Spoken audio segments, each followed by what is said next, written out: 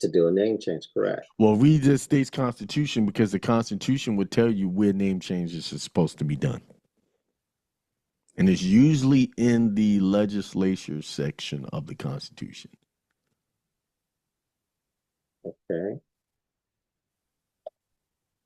You go read because they tell you in the Constitution is what courts have jurisdiction, and name changes are mentioned in all the Constitution. I know it's in California because I read it there.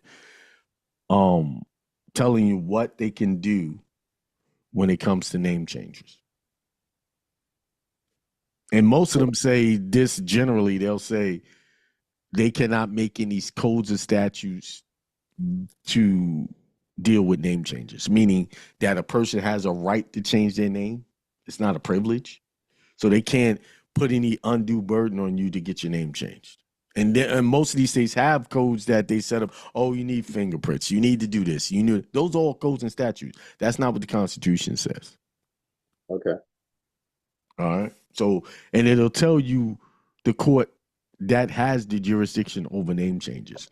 And if in most states, it's supposed to be an Article 3 court, the Supreme Court.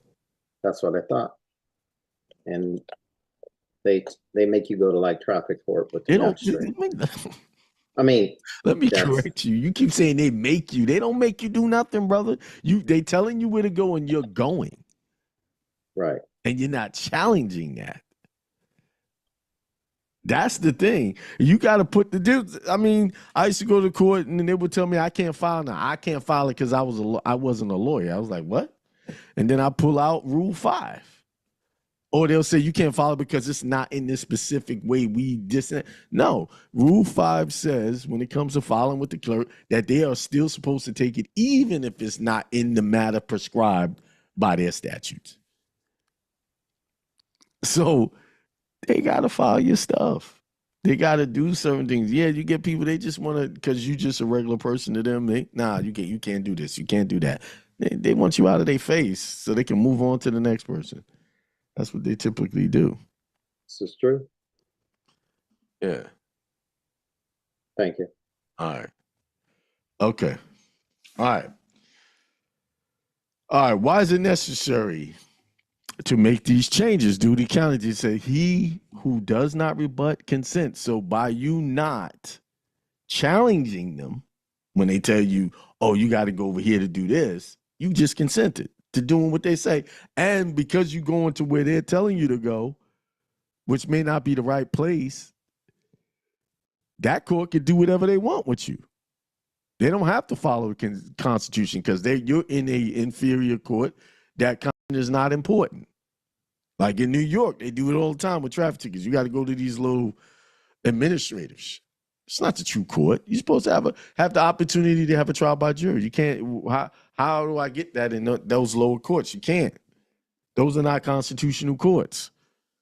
And because those courts are bound by corporate policy, aka codes and statutes. State operates under presumption of consent. These presumptions create corporate legal fictions. A county deed restores the living man-woman status, ensures constitutional protections that attach to you. The Constitutional Foundation, U.S. Constitution, Article 4, 1, full faith and credit for public acts. So anytime you get a document notarized and then you get it fully authenticated or apostilled, that means that document is to be recognized in any jurisdiction that you go into. That's the full faith and credit for public records. Although your county deed may not be on their record as a public document, but you had a public officer sign off on it, authenticate it, so that you can bring it into the public to show it as proof. It's still a private deed. It's a private document.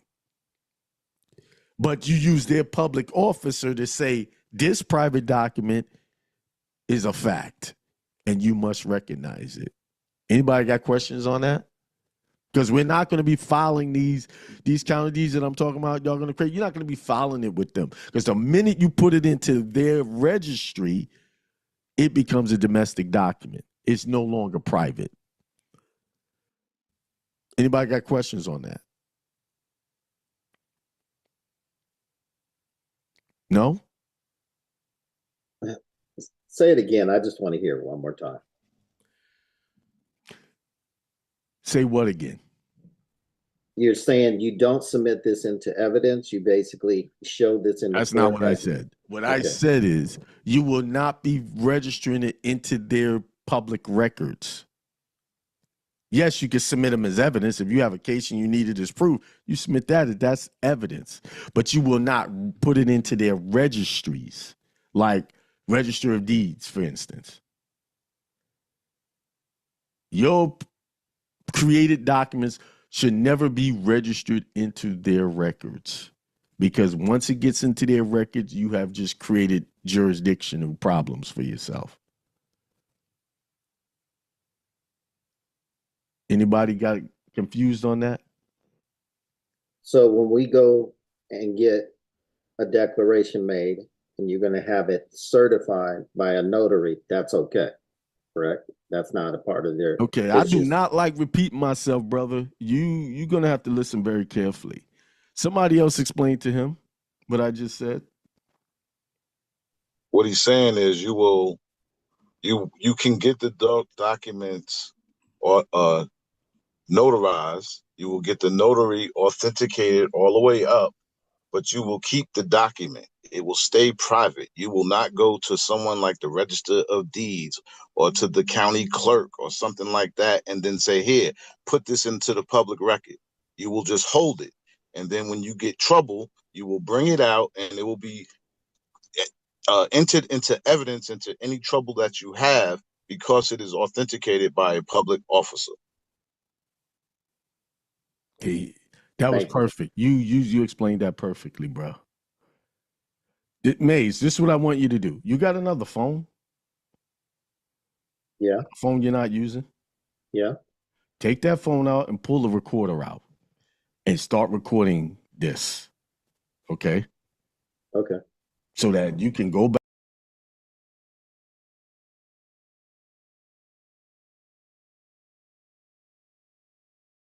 Keep it locked on Hindsight Radio.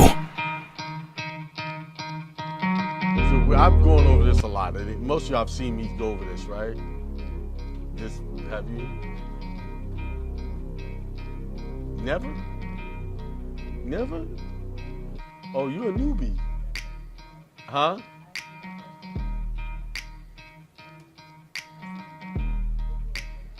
You just seen the videos. Okay. All right. This is the oath you would take when you go get your passport. This is what they make you swear to. And it says, I declare under penalty of perjury all of the following. I am a citizen or non-citizen national of the United States and have not performed any of the acts listed under acts and condition on page 4 of the instructions of this application unless an explanatory statement is attached. So if you don't supply an explanatory statement, it's going to assume that you're a citizen or a non-citizen national of the United States. This is basically what this is saying to you. But when they give you the oath at the post office, which part do they read? Y'all remember when y'all took, who got a passport in here? I have none. Right? They made you give an oath. Yeah. Right? Put your hand up. Right? Yeah. Which part did they read? Did they ever read this part? This is all the whole oath. They didn't read that part right They there. read this part. They read that. The statements made on this application are true and correct. That's all they asked you. They never read this to you. This first part, which is the most important part. So now they switched up the application. They took out the...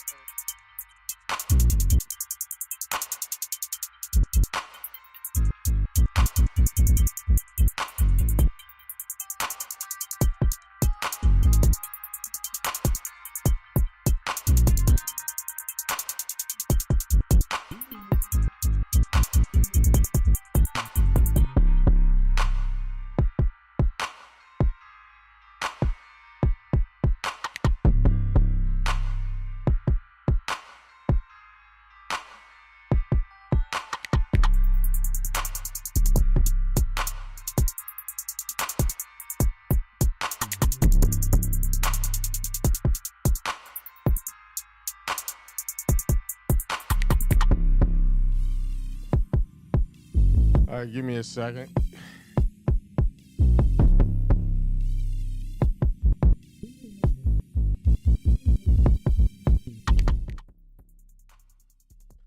All right.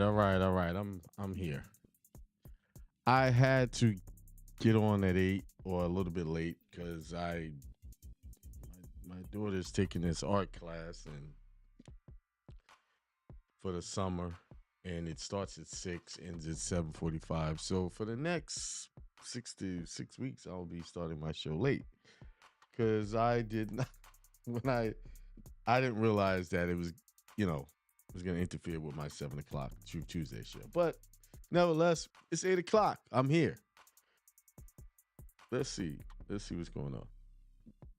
So you guys see me share my screen. Now I'm going to talk about gun trust. Actually, I'm going to be doing a webinar on gun trust. And I'm in the next couple of weeks, I'm going to talk about that, how we can set up a trust specifically for your arsenal. And I think it's appropriate, right? We got July 4th coming up and 1776, July 4th. I got to do some research on that because I really feel like some things are going to ramp up. All of this craziness that's happening around the world is not a coincidence. It's happening right before July 4th, in my opinion. But I want you guys to notice some things that I taught this stuff years ago, but I realized as I get new followers, I have to go back to my old stuff and teach it again. So basically, it's like, for those people who don't, and even for the old people, you guys are forgetting stuff. You're forgetting that the Constitution has some provisions in it that we rarely read. So I'm going to read it tonight. Checking my camera out. It looks like it's off a little bit. Oh, it's all right. It's fine. I guess. Just feel like it's off. But if you notice in this this is the North Carolina Constitution here. And it's in because why I'm reading this, because I was teaching in my webinar that I did on counter deeds that these rules, these special rules that they come up with for you changing your name, they can't do that because the Constitution prohibits them from doing it. So this is the North Carolina Constitution, Article 2, legislative. And legislative part of the Constitution talks about what the powers that the legislative have, and then there's another judicial part where it talks about what the courts do. You really should read these constitutions. Take the time, one section at a time, just read it. Because it will open your eyes. Because a lot of the stuff that they're doing in these courts, the Constitution really forbids them from doing it. But before I go any further, I'm going to request that Sophia Wisdom gives me the information that I need to be able to communicate with you guys so that you can understand what's going on here. And I got to do one more thing.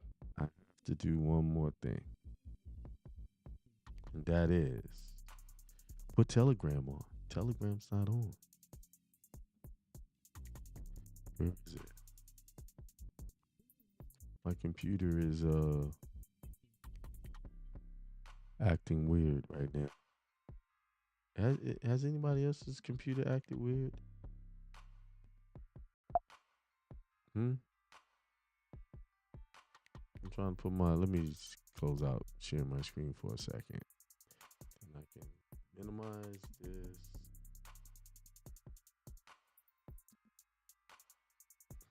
Pull up my Telegram, wherever it is. hiding somewhere.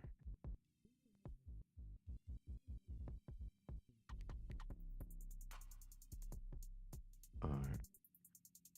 Close that out.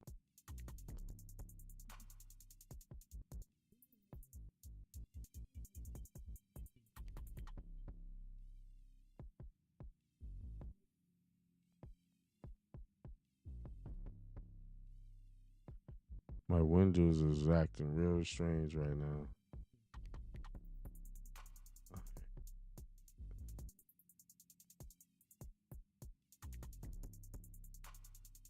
All right, let's see.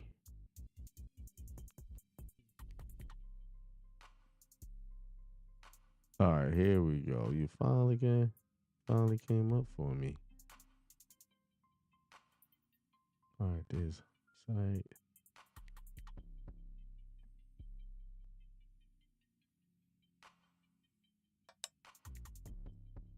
All right, there we go. Got it working.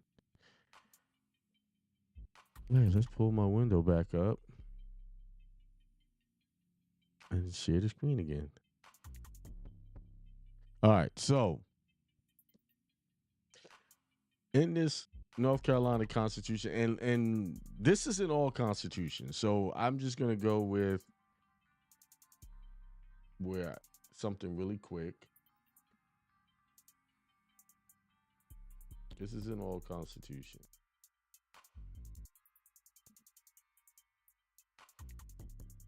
All right, here we go.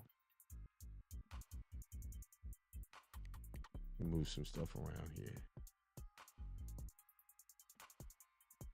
If you look down in the section under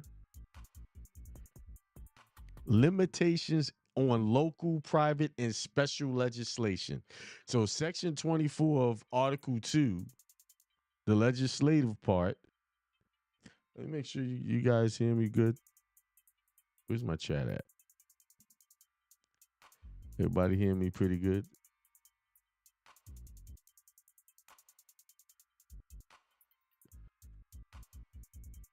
In this section 24, it's got all the things that the legislative is prohibitive, the General Assembly is prohibited from making special rules on. It says prohibited subjects. The General Assembly shall not enact any local, private, or special act or resolution on A, relating to health, sanitation, and the abatement of nuisances, changing the names of cities, towns, and townships, authorizing the laying out, opening, altering, maintaining, or discontinuing of highways, streets, or alleys, relating to ferries or bridges, relating to non-navigable streams, relating to cemeteries, relating to the pay of jurors, erecting new townships or changing township lines, or establishing or changing the lines of school districts. Those are prohibited subjects. Remitting fines, penalties, and forfeitures, and refunding monies legally paid into the public treasury. Regulating labor, trade, mining, or manufacturing. Extending the time for the levy or collection of taxes, or otherwise relieving any collector of taxes from the due performance of his official duties or his sureties from liability. Giving effect to informal wills and deeds. So if someone has an informal will or deed, so that means they can't make any, those are prohibited subjects. They can't touch that. Granting a divorce or securing alimony in any individual case. N, altering the name of any person or legitimating any person not born in lawful wedlock, or restoring the rights of citizenship to any person convicted of a felony.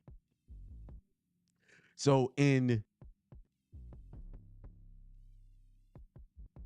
North Carolina, so if someone wants to alter their name or legitimating any person not born in lawful wedlock, or restoring to the rights of citizenship to any person convicted of a felony, right? So let's just look at this part where it says altering names.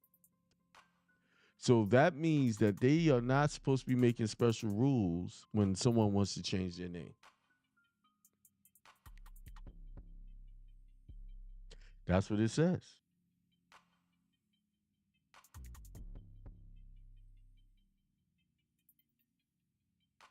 So, prohibited acts void. Any local, private, or special act or resolution enacted in violation of the provisions of this section shall be void. So, if they enact any rules that oppose this section, it's voided and it's written in the Constitution. The reason, so when they say you got to get a background check, all of those things, they can't do it.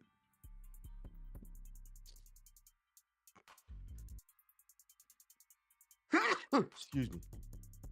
So, here's the other thing. And this is written in a lot of constitutions, but no one knows or even challenges it.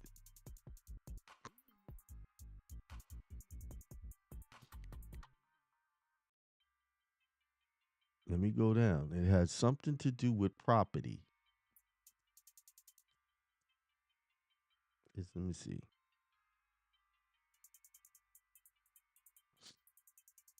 See, this tells you what they can do in the courts.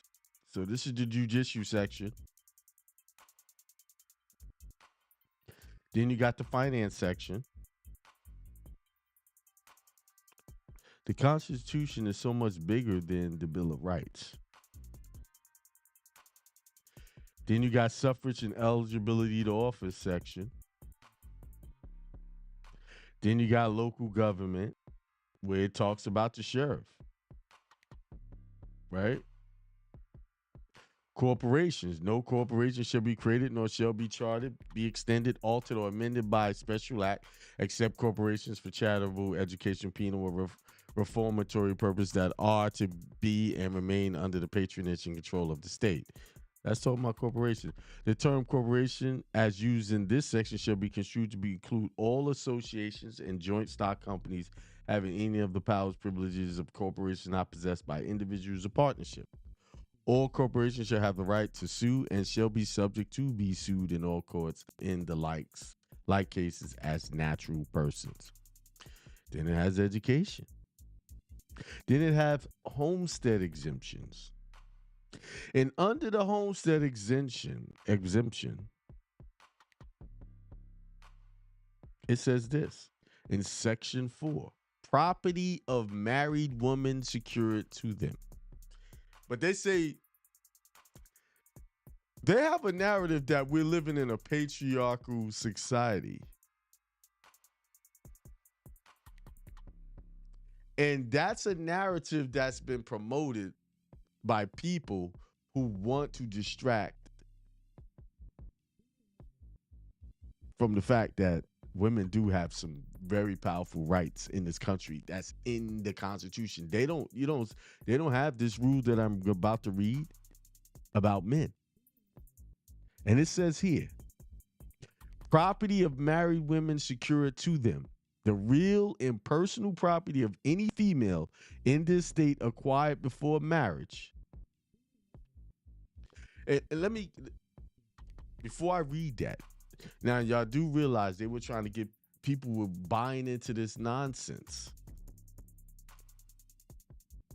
that you can identify as a female, male, whatever you, them, they, and all of that stuff. They had those identifying factors. So if I choose to identify myself as something that's outside of these rules, then I won't have this right. So if a female decides that she want to call herself a male, I want to be written as male, then she loses this right. See, they create these issues to distract you from the fact that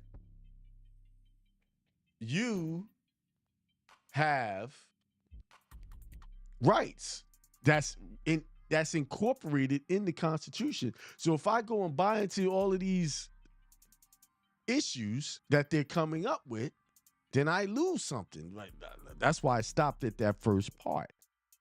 It says the real and personal property of any female in this state acquired before marriage, and all property real and personal to which she may after marriage become in any manner entitled shall be and remain the sole and separate estate property of such female, and should not be liable for any debts, obligation, or engagements of her husband, and may be devised and bequeathed and conveyed by her. Subject to such regulations and limitations as the General Assembly may prescribe. Every married woman may exercise powers of attorney conferred upon her by her husband, including the power to execute and acknowledge deeds to property owned by herself and her husband or by her husband. This tells, it says here, do I need to become, it says become entitled. Become in any manner entitled shall be and remain the sole and separate estate and property of such female. But when you go to court, these divorce courts, oh, we need to see all the assets, this, that, and the other.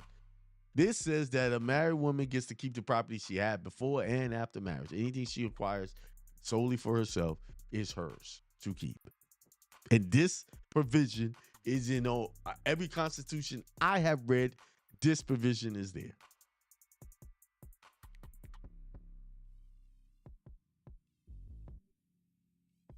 So why do the courts not abide by this? Because no one's bringing it up. They want to listen to those new rules they come up with that go against this. You see?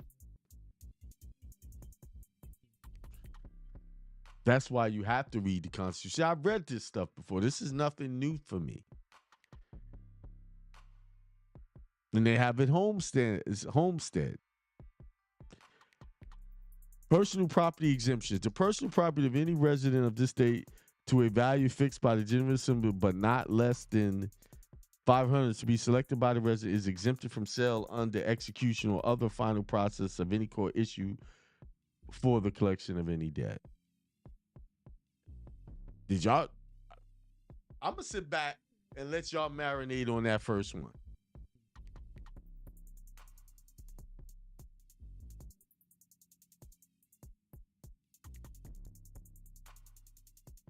I'm going to pause and let y'all read that again.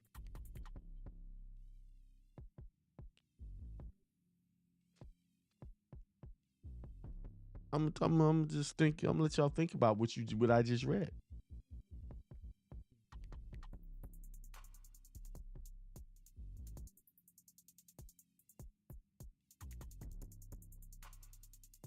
Let me see what the chat's saying. Anybody understand what that just said?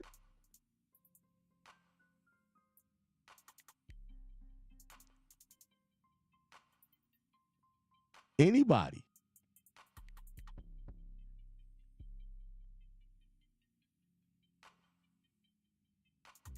I'm waiting for a response in that chat.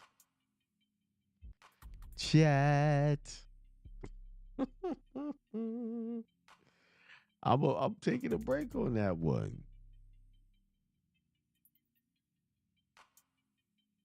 I'm taking a break.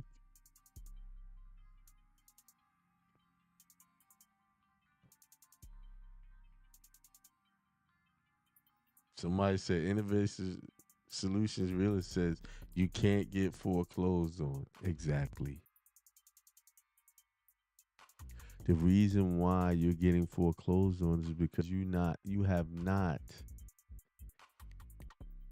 truly taken title to your deed and claimed it as personal property exemptions. Now, I'm going to give y'all a hint, but I ain't going to tell you exactly because this ain't the place. And I'm going to tell you by way of a story, and it's a true story. So back in, when did I do my name change? 2020? Somewhere around 2020. 2020. I read section 1. It's on the screen. In Section 1 under homestead and exemptions. When I did my name change, I went in. I was the only one in there. And the judge asked me, why did I want my name changed?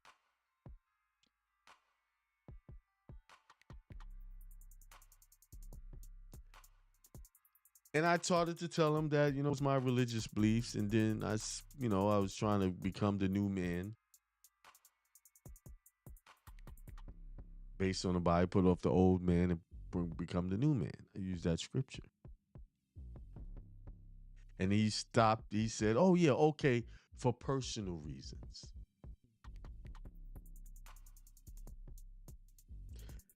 Section 1 says personal property exemption. So in the courts, because they can't talk about a religion, the only thing they can say, oh, for personal reasons. And I'm stopping right there. You figure it out. See, I can't tell. See, there's a reason why Christ spoke in parables to the general public. But to his disciples, he spoke to them straight. He broke it down.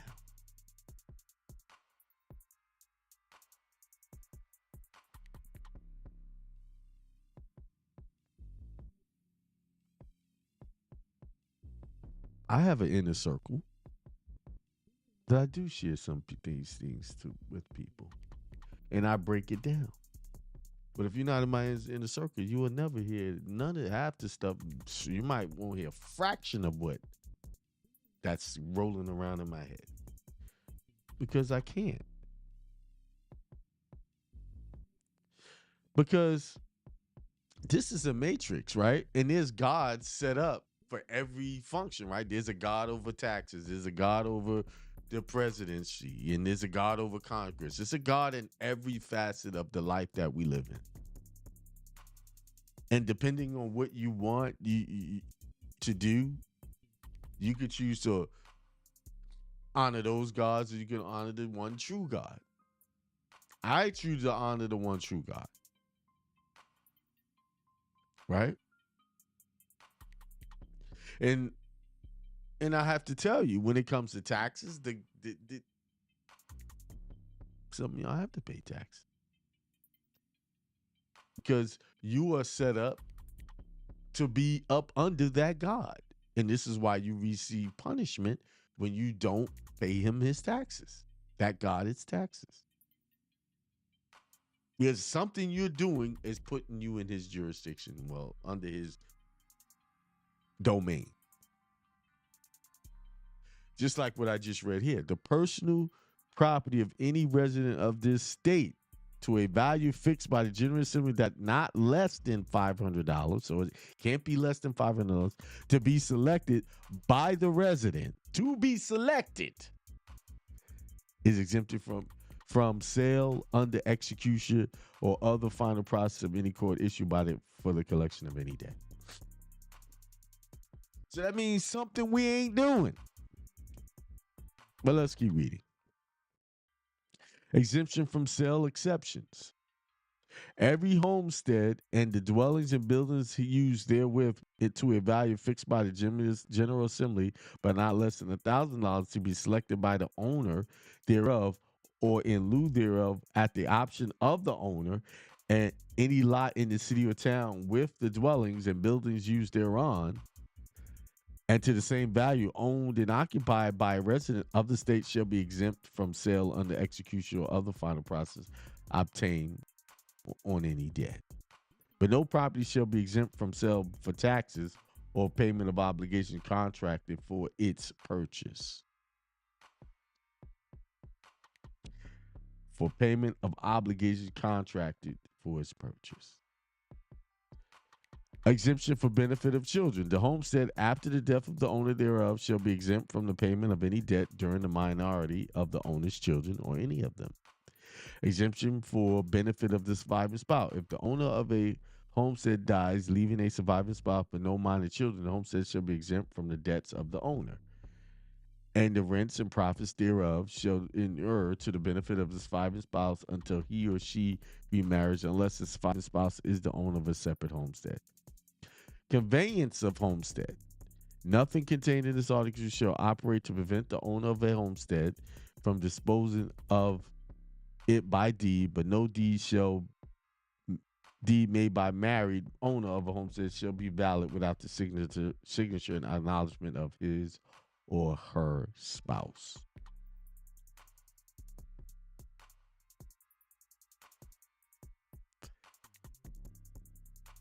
See? It's saying that property cannot, personal property exemptions. Let me ask you something.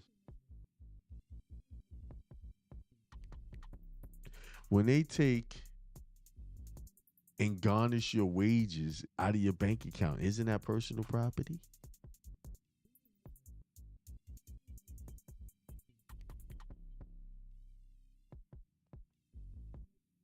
Right?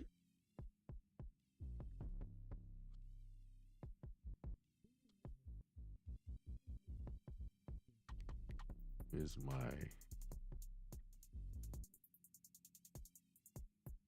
trying to get my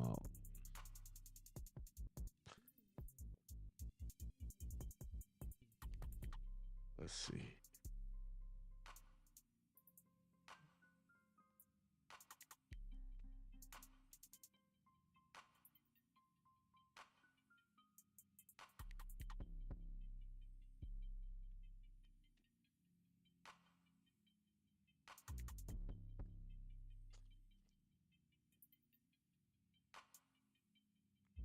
So, tangible personal property is furniture, vehicles, jewelry, tools, equipment.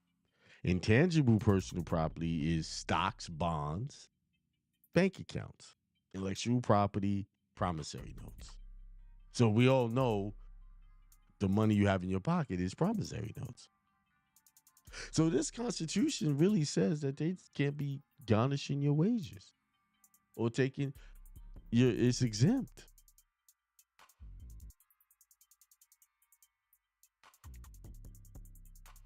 Anything not less than $500. So most things is over that. Man, when you don't read, all of these things get by us. That's why reading is important. When at the heyday of Hindsight Radio back in the day, I used to go through this stuff and read this. But I've read so much, got so much knowledge, I forget that, hey, I taught this. I forget. I'm going to write some stuff down. So, the things I need to go.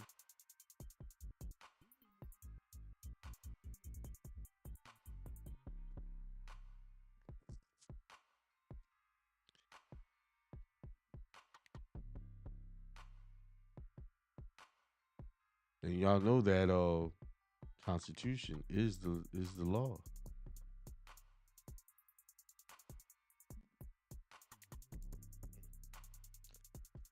Is the law.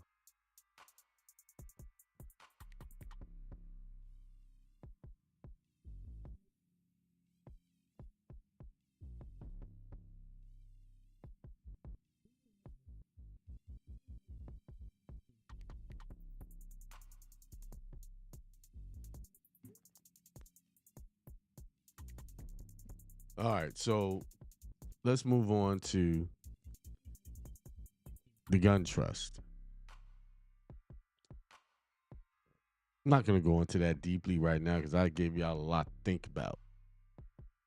Yeah, I was actually going to just go over a couple of things, but I started reading this other things and started bringing back my memories of the Constitution and the different things that I wanted to do some years ago. With this homestead exemption, that just resurrected everything.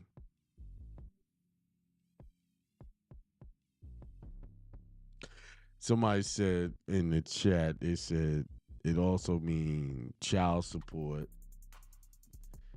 when they garnish your wages. Yeah.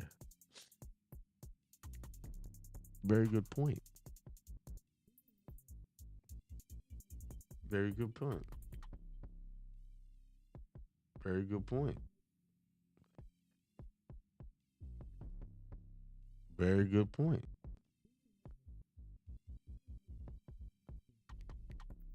That means we have to update your deeds with the proper language.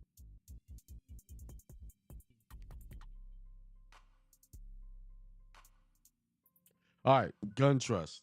So I'm gonna do a webinar on the gun trust because y'all do know that a trust is a person, right? So it can buy and sell guns as a trust. But the trustee, whoever's gonna be your trustee, has restrictions, meaning, they have these laws where, since we're in the Constitution already, let's go up to the Bill of Rights.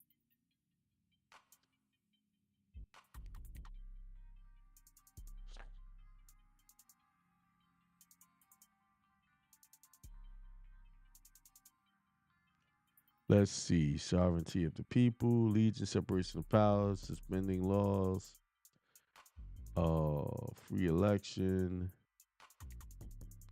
ex post facto law, general warrants, rights of the accused.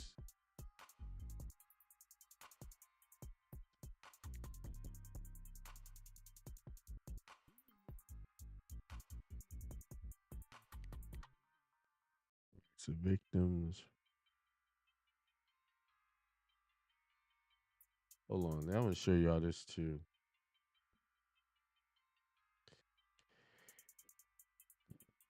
You see Section 38. This is the Bill of Rights, Article 1. It says the right of the people to hunt, fish, and harvest wildlife in a valued part of the state's heritage is a valued part of the state's heritage and shall be forever preserved for the public good. The people have a right, including the right to use traditional methods to hunt, fish, harvest wildlife, subject only to laws enacted by the General Assembly and rules adopted pursuant to authority granted by the General Assembly to promote wildlife conservation and management and preserve the future of hunting and fishing. Public hunting and fishing shall be preferred means of managing and controlling wildlife. Nothing herein shall be construed to modify any position of law relating to trespass, property rights, or eminent domain. So they say you have a right to hunt. You have a right. But what I'm looking for is the right to bear arms. That I know is in here somewhere. For some reason, it's not showing in I'm not seeing it.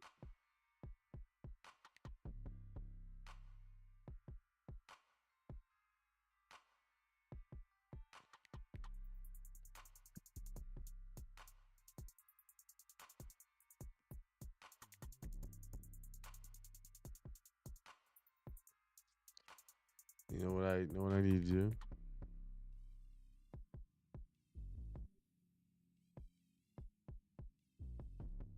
There it is, it's Section 30. Under the militia. So what section is this? Article 1, Section 30. Militia and the right to bear arms. A well-regulated militia being necessary to the security of a free state, the right of the people to keep and bear arms shall not be infringed.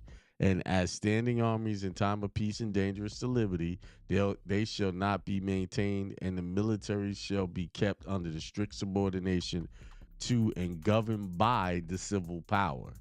Nothing herein shall justify the practice of carrying concealed weapons or prevent the General Assembly from enacting penal statutes against that practice. So the Constitution says concealed carry shall not be a practice.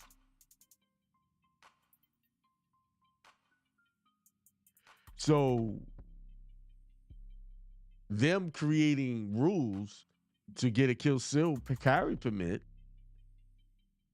in the state of North Carolina is okay by way of the Constitution because it says it.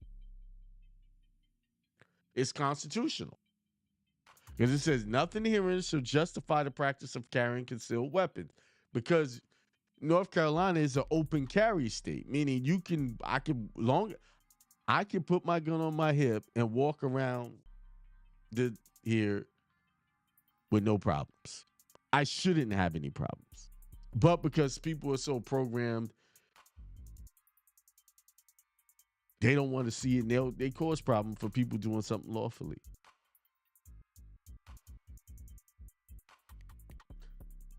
We have the right to open carry here. Now, I've heard people justify it and say, well, you don't want people to know what you got because they'll come and get you first if there's a problem. Maybe yes, maybe yes, maybe no. I don't know.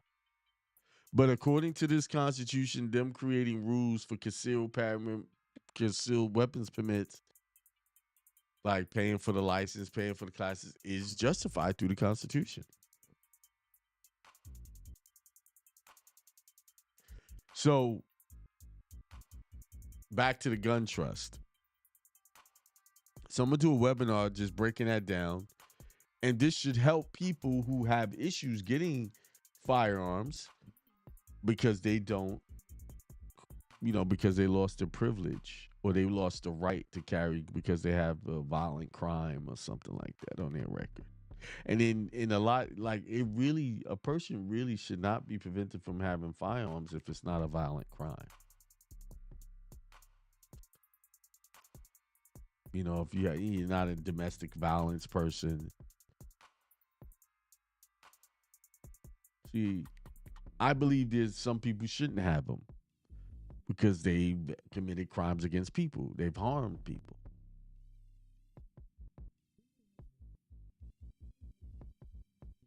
So, and there's cases where people have gotten their right restored where they can go and purchase firearms. But because of trust is a person all by itself, it can purchase firearms. It can own it. Right?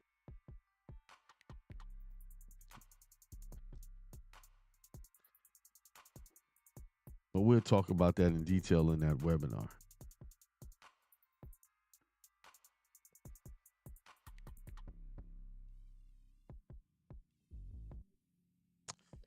Yeah, well, it's 8:53. I think I gave you a lot in that short amount of time.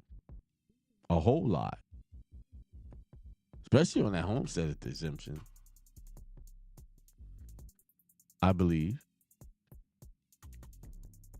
Right?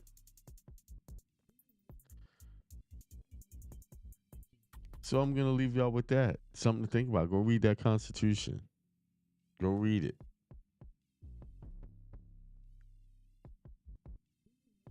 And if you didn't understand what I'm saying, go back and look at the recorded video.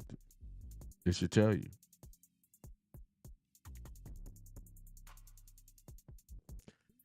All right, with that being said, I'm out of here. I will see y'all, you guys on Sunday.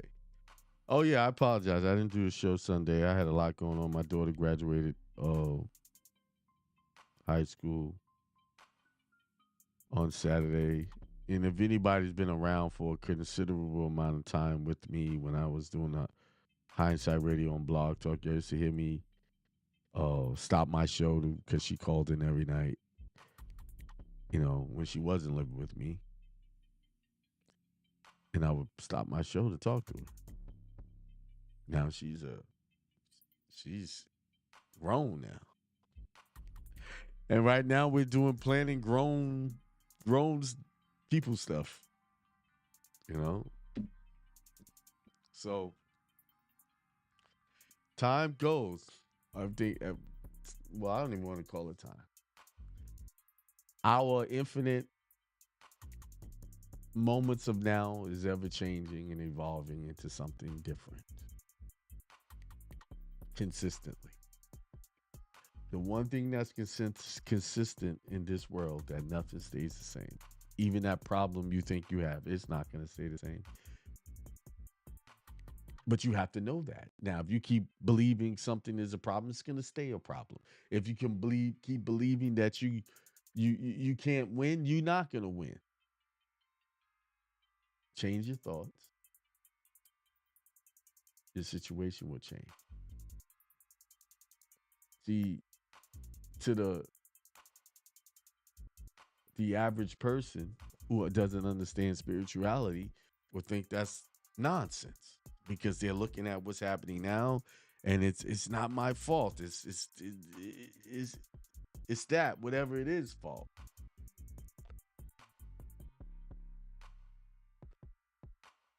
I have literally seen lack of accountability destroy people. Just, and they still don't want to take accountability. See, people avoid truth. People avoid facing issues. And as long as you avoid an issue, it'll always stare you down in the face, and it'll always come back at you. You gotta work on that. You gotta, when those issues come up, you got to figure it out. And then you realize once you get through that issue, it wasn't so bad. But what makes it bad is the avoidance, the non-recognition, the non-accountability of it. All right, with that being said, I'm out of here. Peace, prosperity, extreme wealth to you all. You guys have a good rest of your night. Peace. Part of the acts and conditions. Because they said go to page 4. I have not performed any acts listed on the acts of condition on page 4 of the instruction of this application. So let's go to page 4. Page 4 is back here somewhere.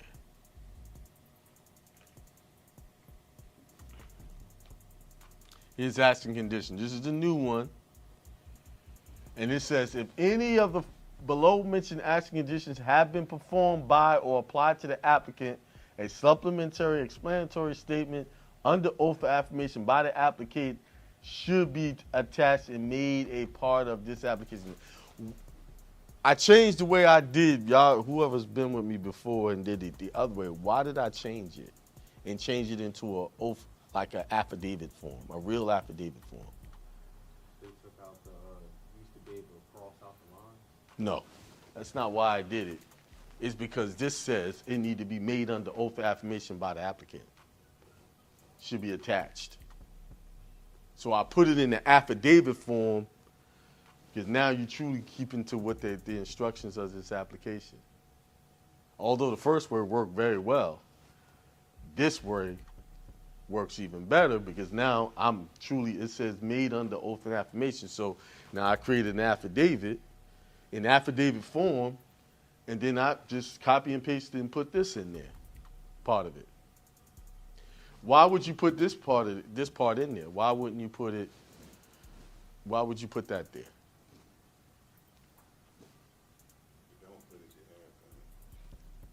Right. He said it. Say it again. Don't put it, you have done. Right. You're guilty. Because it's saying, I have not been convicted of any of these things. I read this already in the affidavit. So all I did was copy and paste that and put it into the affidavit. Because they said here, if I have locked on Hindsight done Radio, that, which I have. I don't have none of these problems. So I'm